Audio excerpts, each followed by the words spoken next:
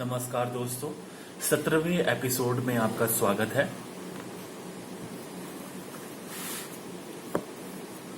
श्री कीमतराय हरदासमल मथुरा। बाल्यावस्था की याद आ रही है।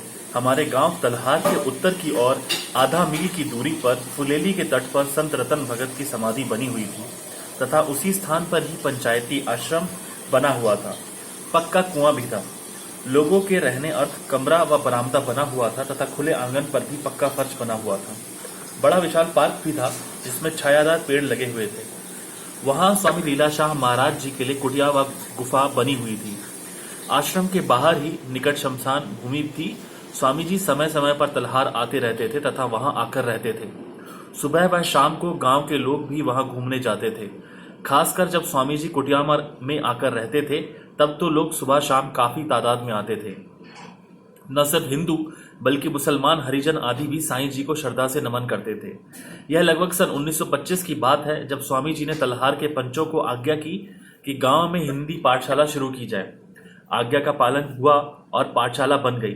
स्वामी जी पाठशाला में आए, सभी विद्यार्थियों को आशीर्वाद दिया। फिर तो स्वामी जी जब भी तलहार में आकर ठहरते थे तब प्रत्येक रविवार शाम को विद्यार्थी आकर कुटिया पर एकत्र होते थे। स्वामी जी ने वहां आश्रम के बगीचे में विद्यार्थियों के खेलने का प्रबंध करवाया। कुश्ती के लिए एक अखाड़ा बनवाया गया जिसमें फुलेली की मिट्टी डाली गई। वहां सब बच्चे कुश्ती खेलते थे। स्वामी जी का प्रिय खेल कुश्ती था। मैं जब तीसरी कक्षा में पढ़ता था, मेरी आयु करीब 9 वर्ष थी। सब बच्चों में कुश्ती खेल में 2 बच्चे होशियार थे, एक मैं और दूसरा हरिजन का लड़का। हम दोनों को स्वामी जी बहुत प्यार करते थे। कभी कभी अपने कमंडल से दूध भी पिलाते थे। ऐसी कृपा अंत तक बनी रही। पाकिस्तान बनने के बाद मैं मथुरा में आकर बस गया। स्वामी जी आगरा आते थे, वहां उन्होंने गौशाला बनवाई। आगरा जाना होता था तो स्वामी जी को मथुरा चलने के लिए निवेदन करता था। कभी कभी प्रार्थना स्वीकार करते और मथुरा चलते, परंतु 1-2 वर्ष में सिर्फ एक बार। अधिकतर जब आगरा से काठ गोदाम की गाड़ी में नैनीताल जाते थे तब आगरा से मुझे टेलीफोन द्वारा संदेश भिजवाते थे और मैं मथुरा के सत्संगियों को बताता था और रात्रि को सब मिलकर रेलवे स्टेशन पर जाकर गाड़ी में स्वामी जी का दर्शन करते थे। रेल मथुरा स्टेशन पर पौन घंटा रुकती थी, इस कारण स्वामी जी के प्रवचन सुनने का भी अवसर मिलता था। धीरे धीरे स्वामी जी की कृपा दृष्टि मथुरा वासियों पर अधिक होने लगी। फिर तो नैनीताल जाते समय और वहां से वापस आते समय स्वामी जी मथुरा आने लगे। फिर जब स्वामी जी नंदभई में जाने लगे तो फिर नंदभई आते जाते समय मथुरा भी पधारने लगे। हमारे भगवान श्री कृष्ण की जन्मभूमि मथुरा नगरी महान तीर्थ बन गई। हमें भाग्य ने साथ दिया। ऐसी महान शक्ति के लिए तो लोग खूब मेहनत करके दूर दूर से सफर करके उनके दर्शन करने जाते थे, पर हमें तो थोड़े थोड़े समय के बाद स्वामी जी का टेलीग्राम अथवा चिट्ठी मिलती थी कि फलां रेल द्वारा आ रहे हैं। पिछले 5-6 वर्षों में तो मथुरा वासियों पर ज्यादा से ज्यादा कृपा करते रहे और समय समय पर मथुरा आकर हम पर अपने आशीर्वाद का हाथ रखा। बीते कुछ समय में मथुरा में शुभ कार्य करने के लिए मुझे अपना सेवाधारी नियुक्त किया। एक बार स्वामी जी की चिट्ठी आई जिसमें आज्ञा की थी कि बिना देरी किए वृंदावन आ जाओ। वहां दमे की अस्पताल के बाहर एक मरीज बैठा है, उसे जाकर अस्पताल में भर्ती करवाओ। उसके लिए तुम्हें 200 रुपए का मनी ऑर्डर मिलेगा। वृंदावन जाकर देखा तो अस्पताल में एक मरीज मिला, मगर मेरे जाने से पहले ही उसे अस्पताल में भर्ती किया जा चुका था। उसे पूछने पर कहने लगा कि अस्पताल वालों ने सप्ताह भर से मुझे बाहर ही रखा था, भर्ती नहीं कर रहे थे, सिर्फ दवाई देते थे। मैंने साईं जी को चिट्ठी लिखी है जिसमें निवेदन किया है कि मुझे भर्ती करने के लिए पैसों की व्यवस्था की जाए। बीती रात तकलीफ ज्यादा बढ़ गई और साईं जी को याद करके पुकारा। सुबह को साईं जी अस्पताल आए और अपने हाथों से मुझे भर्ती करवा गए। बात सुनकर आश्चर्य हुआ कि स्वामी जी बैठे हैं बंबई में और मरीज भर्ती करवा रहे हैं वृंदावन में। फिर तो मनी ऑर्डर वाले रुपए भी आ गए। स्वामी जी के आज्ञा अनुसार मरीज को कपड़े, कंबल आदि लेकर दिए गए तथा दूध व फल का प्रबंध भी हमेशा के लिए हो गया। लगभग 8-9 महीने मरीज वृंदावन में रहा, फिर ठीक होकर मेरे घर आकर रुका। सप्ताह भर बाद स्वामी जी मथुरा पधारे। मरीज को देखकर बेहद प्रसन्न हुए और उसे आज्ञा दी कि कीमत के घर पर 30 दिन रहकर फिर जाना। आज्ञा अनुसार वह 30 दिन मेरे घर पर रुका, फिर चला गया। वह मरीज है ऋषिकेश निवासी संत ब्रह्मचारी विष्णु कुमार। मथुरा में स्वामी जी के रहने का प्रबंध आकाशवाणी स्टेशन के पास कलकत्ता के एक सेठ के बंगले में किया गया। समय समय पर वहां आकर ठहरते थे। वहां निकट ही राधे नाम का एक महात्मा रहता था जिसका आश्रम भी जमुना के तट पर है।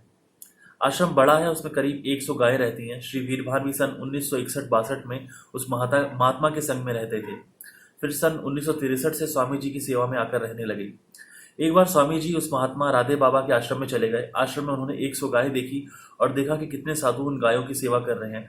यह देखकर वे बहुत प्रसन्न हुए। जब उन्हें मालूम हुआ कि गाय खुले मैदान में रहती है तथा बारिश, धूप, गर्मी, सर्दी से बचने के लिए कोई प्रबंध ही नहीं है, तब वे चिंतित हो गए। मथुरा से जब नैनीताल पहुंचे तब उन्होंने पत्र लिखा कि तुम्हारे पास पैसे पहुंच जाएंगे, तुम महात्मा राधे बाबा के आश्रम में जाकर गायों की सुरक्षा हेतु छप्पर बनवा कर दो। पत्र मिलने के बाद 2000 रुपयों का एक ड्राफ्ट गांधीधाम से आया और 500 रुपयों का मनी ऑर्डर अजमेर से भी आया। महात्मा राधे बाबा के पास गया और उन्हें स्वामी जी की आज्ञा से अवगत कराया। उन्होंने कहा कि भाई, हमें एक सेठ ने सीमेंट तथा एक सेठ ने लकड़ी व पत्थर आदि देने के लिए कहा है। आश्रम की आधी दीवारें तैयार हैं, सिर्फ और आधी दीवारों के लिए हमें 40,000 ईंटें तथा मजदूरी के लिए पैसे दो। फिर तो देर नहीं लगी, गायों की सुरक्षा के लिए प्रबंध हो गया। बाबा के कहे अनुसार उन्हें ईंटें तथा मजदूरी के लिए पैसे मिल गए। स्वामी जी की इतनी कृपा हुई, जो उस कार्य में ईंटों के भट्टे वाले थे, उन्होंने भी हमें 200 रुपए दिए। स्वामी जी की कृपा से उस आश्रम में अब गायें बहुत प्रसन्न थी और उनके कहे अनुसार समय समय पर गायों के लिए घास व चारे आदि की भी व्यवस्था होती रही। एक बार स्वामी जी का पत्र आया जिसमें उन्होंने आज्ञा दी कि वृंदावन में एक ब्राह्मण के घर में आंगन नहीं है, जिस कारण बारिश और सर्दी में उसे परेशानी होती है, तुम जाकर उसे आंगन बनवा कर दो। स्वामी जी के आशीर्वाद से आंगन बन गया तथा ब्राह्मण सुख पाकर बेहद प्रसन्न हुआ। कभी कोई निर्धन आया और स्वामी जी से कहने लगा कि साईं, मेरी बेटी बड़ी हो गई है परंतु गरीब हूँ, उसकी शादी करने में असमर्थ हूँ, कृपया कोई सहायता करें। इतना सुनते ही स्वामी जी एकदम कहते, भाई कीमत, इसका काम कर देना, और उस गरीब का कार्य हो जाता था। कभी कोई विद्यार्थी आया और आकर प्रार्थना करने लगा कि उच्च शिक्षा ग्रहण कर रहा हूं परंतु पुस्तकें खरीदने में असमर्थ हूं, तो उसे पुस्तकें खरीदने के लिए पैसे देते थे। वृंदावन के संस्कृत विद्यालय में चंद्रशेखर नामक एक पहाड़ी इलाके का विद्यार्थी पढ़ाई करता था। उसे पुस्तकों के लिए तो हर समय सहायता मिलती थी, परंतु सर्दी में रजाई व गर्मी में खाट की भी सहायता दी जाती थी। इन छोटे बड़े कार्यों के लिए मुझे कभी भी पैसे की कमी महसूस नहीं हुई। जिस भी सज्जन के पास जाकर उसे स्वामी जी की आज्ञा अनुसार सहायता करने के लिए कहा तो उसने बिना कुछ कहे उतने ही पैसे निकाल कर दे दिए। यह थी स्वामी जी की शक्ति। सन 1970 की बात है। वृंदावन के सेठ दरियानामल मूलचंद ने स्वामी जी के सामने अपनी इच्छा प्रकट की कि मैं विधवाओं के लिए सहायता देना चाहता हूँ। स्वामी जी की कृपा से एक ट्रस्ट का गठन किया गया जिसका नाम स्वामी लीलाशाह धर्मार्थ ट्रस्ट मथुरा रखा गया। ट्रस्ट की निगरानी हेतु 7 ट्रस्टियों का गठन किया गया तथा मैं उस ट्रस्ट का मैनेजिंग ट्रस्टी हूँ। सेठ दरियानमल ने उस ट्रस्ट को बहुत बड़ी रकम दान में दी है। वह रकम वृंदावन के पंजाब नेशनल बैंक में जमा है तथा उस रकम के ब्याज से प्रत्येक माह गरीब विधवाओं को तय की गई राशि के रूप में सहायता प्रदान की जाती है। यह संस्था रजिस्टर्ड की हुई है। 9 अक्टूबर 1970 की बात है। स्वामी जी कोटा से शाम को आकर मेरे घर पधारे। रात्रि को घर की छत पर बैठे हुए थे तो उन्होंने फरमाया कि मथुरा में सिंधियों के लिए धर्मशाला का निर्माण होना चाहिए। मैंने निवेदन किया कि साईं, आपने तो मेरे मन की बात कह दी। मेरे पास 2 दानदाताओं द्वारा दिए गए 15,000 रुपये पड़े हुए हैं। धर्मशाला बनवाने की इच्छा तो है, मगर सिर्फ प्लॉट की कीमत ही 60,000 रुपये है। मथुरा में सिंधी धनवान नहीं है, इस कारण चुप बैठे हैं। बात की बात वहीं समाप्त हो गई। दूसरे दिन स्वामी जी चले गए। दिसंबर 1970 में बंबई से स्वामी जी का पत्र आया जिसमें उन्होंने लिखा कि ईश्वर इच्छा से तुम्हारा शुभ संकल्प जरूर पूरा होगा। मथुरा में सिंधियों के लिए विशाल धर्मशाला बनेगी जिससे हजारों लोगों को लाभ मिलेगा। उसके लिए हमने प्रबंध कर लिया है, तुम जाकर प्लाट का सौदा करो। मथुरा वासियों को स्वामी जी की इच्छा के बारे में बताया। एक कमेटी बनाई गई जिसका नाम रखा गया स्वामी लीलाशाह सिंधी धर्मशाला समिति। स्वामी जी की कृपा से हमें बंबई से 50,000 रुपये मिले, जिसके लिए सेठ खेमचंद जेठवानी धन्यवाद के पात्र हैं। हमारी धर्मशाला के समिति के संरक्षक सेठ खेमचंद जी हैं। इस समय में धर्मशाला मथुरा में गवर्नमेंट रोडवेज बस स्टैंड के बिल्कुल पास ही बन रही है, जिसमें यात्रियों को काफी सहूलियतें मिलेंगी। हम तो भारत के एक छोटे कोने में बैठे हैं, वहां भी स्वामी जी की प्रेरणा से इतने छोटे बड़े कार्य हो रहे हैं, परंतु जहां स्वामी जी के धनवान श्रद्धालु जरूरतमंद गरीब काफी तादाद में रहते होंगे, वहां न जाने कितने बड़े कार्य होते होंगे। संसार में संत महात्मा इंसान के रूप में आकर प्राणियों के भलाई के कार्य कर चले जाते हैं। आज हमारे बीच में स्वामी जी नहीं है। उनकी अनुपस्थिति में गरीब विद्यार्थियों को, गरीब बीमारों को तथा गरीब विधवाओं को सहायता कैसे मिलेगी? धर्मशालाएं व गौशालाएं बनवाने के लिए कौन आगे आएगा? समाज में बढ़ती कुरीतियों को दूर करने के लिए कोई महापुरुष पैदा होना चाहिए। स्वामी जी की शक्ति, प्रेरणा व ज्ञान सभी सच्चे श्रद्धालुओं में समाये हुए है।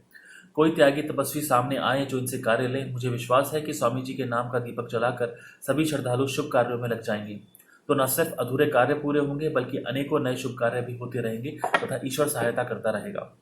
मेरा एक परम मित्र सिंध में मेरे साथ रहता था। सन 1943 में उसका विवाह हुआ।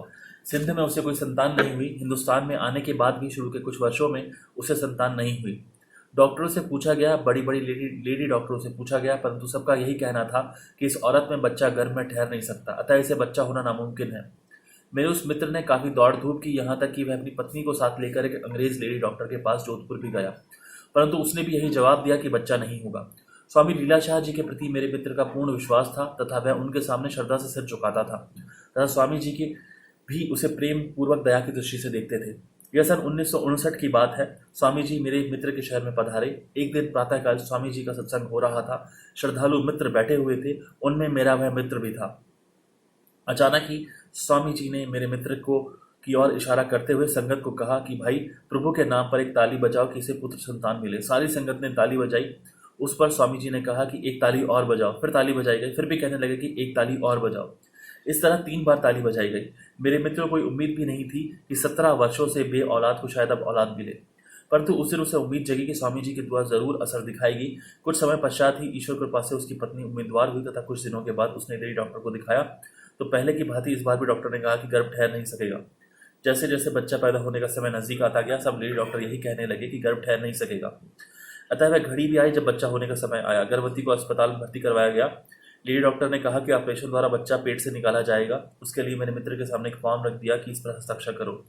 उस फॉर्म में लिखा हुआ था कि मेरी जिम्मेदारी पर ऑपरेशन किया जाए, परंतु मेरे मित्र ने उस फॉर्म पर हस्ताक्षर नहीं किए तथा कहा कि मुझे अपनी पत्नी का ऑपरेशन नहीं करवाना है। डॉक्टर ने कहा कि ऑपरेशन नहीं करेंगे तो मां और बच्चा दोनों की जान को खतरा है, परंतु मित्र नहीं माना। डॉक्टरों ने उसे समझाया कि तुम्हें 18 वर्षों के बाद पहला बच्चा मिल रहा है, तुम कुछ विचार तो करो, परंतु वह अपनी बात पर कायम रहा। अंत में लेडी डॉक्टर ने उसे कहा कि तुम चाहे अपनी जिद पर अड़े रहो, बाकी मरीज तो हमारे पास है, हम अपनी जिम्मेदारी स्वयं ही पूरी करेंगे। उस पर ही मेरे मित्र ने डॉक्टरों से निवेदन किया कि कृपा आप जल्दी ना करें, ईश्वर की कृपा होगी और बच्चा स्वाभाविक बिना ऑपरेशन के नॉर्मल पैदा होगा। उधर लेडी डॉक्टर का पक्का विचार था कि ऑपरेशन जरूर होगा, अतः ऑपरेशन की सब तैयारियां की गई। अभी 1-2 घंटे की देरी थी, इस कारण लेडी डॉक्टर नर्स को हिदायतें देकर स्वयं घर चली गई। समय का विचार करके जब लेडी डॉक्टर वापस अस्पताल आई तो उसने देखा कि बच्चा कुदरती रूप से पहले ही संसार में आ चुका था। यह सन 1961 की बात है जब मेरे मित्र के घर में पहली पुत्र संतान हुई। उसके बाद फिर 1963 में उसे पुत्र हुआ, फिर 1966 में तीसरा पुत्र हुआ। आज लगभग 8 वर्ष बीत चुके हैं, फिर उसे गर्भ नहीं हुआ, ना ही कोई और संतान हुई है। तालियां 3 बार बजाई गई तो पुत्र भी 3 ही हुए। आज मेरे मित्र का सुखी संसार है। तीनों बेटे शिक्षा ग्रहण कर रहे हैं। यह स्वामी जी की अनोखी कृपा है जिसका जिक्र करते समय मेरा मित्र बेहद प्रसन्न होता है। मेरे उस परम मित्र का नाम श्री खेमचंद टेकचंद पारवानी है। वह सिंध में सिंझोरे जिला नवाबशाह का रहने वाला है और अब गुजरात के वेरावल शहर में रहता है। आज जब लेडी डॉक्टर कहती है कि हमारे विज्ञान के अनुसार इस महिला का बच्चा होना नामुमकिन था, तब मेरा मित्र उसे कहता है कि मेरे महात्मा का विज्ञान कुछ और ही है जिसे कोई रोकने वाला नहीं। नमस्कार।